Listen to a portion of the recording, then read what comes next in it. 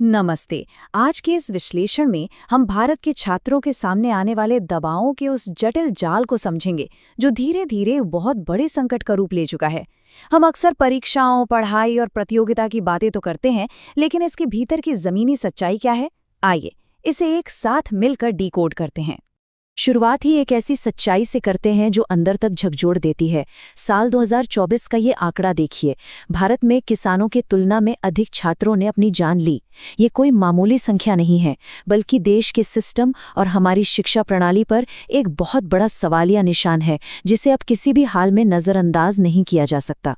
इस पूरे मुद्दे को हम इन 5 अहम हिस्सों में बांटकर समझेंगे।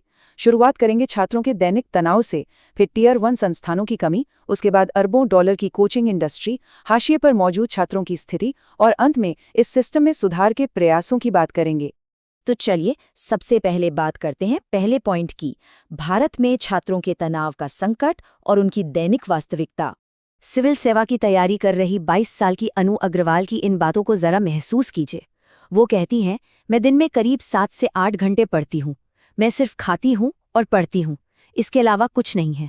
एक नौजवान की जिंदगी सिर्फ इन 2 कामों में सिमट कर रह गई है।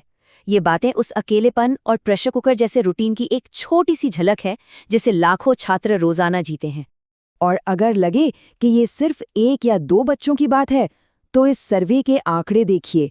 9वीं से 12वीं कक्षा के बीच के 75% बच्चे परीक्षा की चिंता से जूझ रहे हैं, और इनमें से 25% के लिए तो ये चिंता इतनी गंभीर है कि उनकी दैनिक जिंदगी ठीक से चल ही नहीं पाती।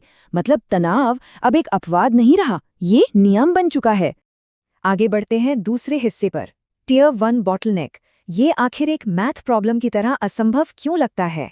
असल में यहाँ मांग और आपूर्ति का गणित पूरी तरह से बिगड़ा हुआ है। एक तरफ उच्च शिक्षा में 4 करोड़ 30 लाख से ज्यादा छात्र हैं, और दूसरी तरफ जो शीर्ष के टियर 1 संस्थान हैं, उनकी गिनती देश भर में सिर्फ 100 से 200 के बीच है।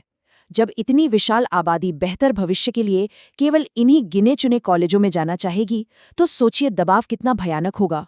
स्पेसिफिक प्रवेश परीक्षाओं को देखें तो हालात और भी चौंकाने वाले हैं। मेडिकल एंट्रेंस यानी नीट को ही ले लीजिए। आवेदक है लगभग 22 लाख और उपलब्ध सीटें सिर्फ 90,000 के आसपास। इंजीनियरिंग के जेईई में भी यही हाल है। ये कोई आम परीक्षा नहीं है, बल्कि कुछ मुट्ठी भर सीटों के लिए एक ऐसी निर्मम दौड़ है जहां सफलता की संभावना गणित के हिसाब से बहुत कम है। लेकिन आखिर इन टॉप कॉलेजों में जाने की इतनी बेकरारी क्यों है? ये आंकड़ा इसका जवाब देता है। 2024 में जहां सामान्य बेरोजगारी दर लगभग 5% थी,